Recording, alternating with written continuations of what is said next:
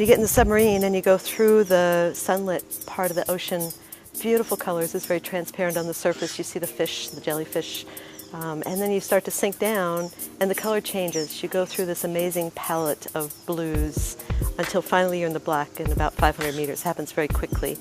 And then as you make a bottom approach, the pilot will turn on the lights, slow the vehicle down, adjust the buoyancy. And then the last 100 meters, you're driving down and just staring through the viewports, trying to see that seafloor first show up. It's a very exciting thing. It's always exploration, and you never know what you're going to land on, what you're going to see. It's black, often glossy, glassy black basalt, and very, looks like motion frozen. So the lava has erupted, and then it's just kind of locked in place as it set, as it chilled. Sometimes there are drain-back features, there's crevasses, when we're in the spreading center, we can often go into fissures that are literally where the great ocean plates are spreading apart. It's like being rent apart, ripped apart.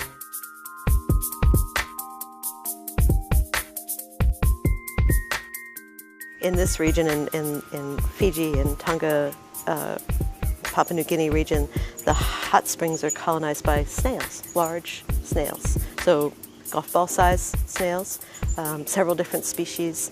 And they're black or white. They're surrounded by mussels and barnacles. The barnacles have really delicate little cirri that come out to feed.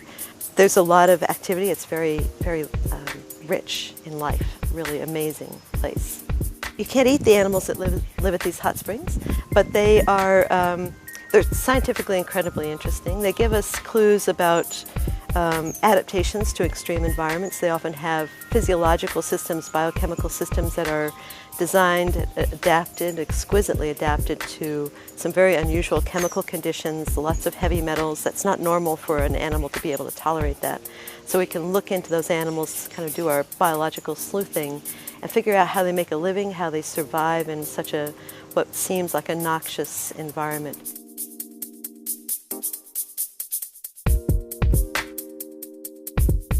The extremes we see at the hydrothermal vents, the hot springs, they serve as analogs for what environments might be like on other planets, especially these other planets that have oceans or the moons, like Europa, the moon of Jupiter. So if you have hot springs in that ocean with particular chemistry, we can look for that same kind of chemistry in the analog in our own planet down deep on the seafloor. And these kinds of systems are giving us clues to the potential for life on other planets, and also how life might have originated on our own planet.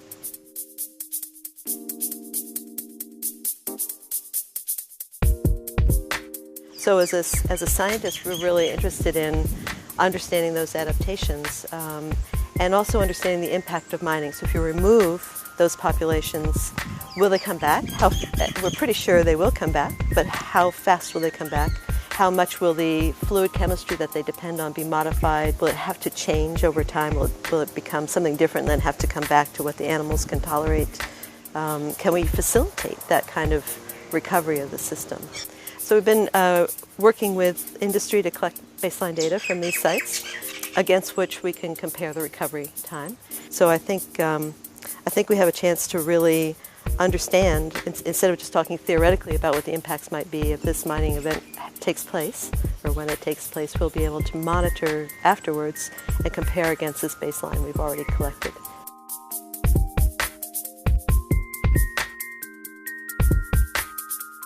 Yeah, I think there's a real opportunity to think about the spacing of the vents or the prospects where mining might take place, and making sure that that we can avoid cumulative impacts, that we can understand where we need brood stock, where we must leave communities alone so that we can repopulate the damaged site. So there's an opportunity for those larvae to move from one site to the next. So cumulative impacts, making sure that an entire basin isn't completely mined in terms of environmental management would be a very wise thing. So setting up reserve areas that are untouched, monitoring them as well as the recovery of the mined area is important. We need to understand some of the natural dynamics even. We don't know how fast, following a natural disturbance, some of these sites would recover. So there's a lot to learn. I like to think of Solwara 1 as a test mine. I know it's not how the industry thinks of it, but if it goes if it recovers very quickly, then there's the possibility of adapting the strategy, the environmental management plan, and moving to other sites quickly. But if it takes a long time to recover, then I would hope that the adaptive management strategy kicks in and we say, well, wait a second, we've got to catch our breath and find out why it didn't recover.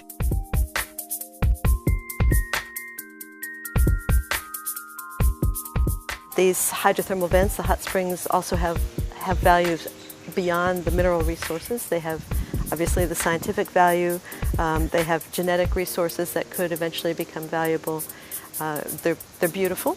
The ordinary citizen isn't going to see them day to day or maybe ever in their lives, but they can see pictures and appreciate that this is a system very different from what we see on land, that it's dependent on chemical energy rather than sunlight, that it's really a living library for us, for the people of the Pacific Island nations, to build the capacity to go study these sites and really understand what's there and the value of those systems to the island nations. There are some enzymes that are very valuable that have been developed from hydrothermal vents that are used in the molecular biology in medicine and scientific research for molecular studies. There are cosmetics that are derived from deep sea hot spring microbes. So there's also potential for therapeutic agents, anti-cancer, anti-disease kinds of agents from the genetic resources. So all these different species that are adapted to different kinds of interactions than what you see on land.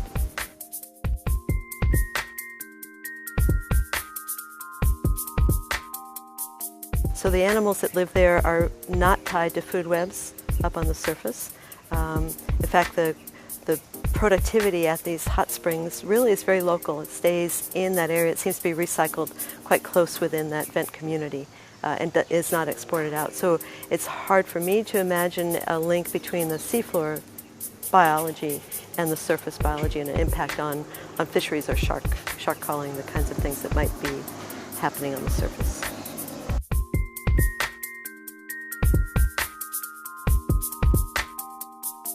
I would love to see a map of where all the sites are in the active vent sites and habitat mapping.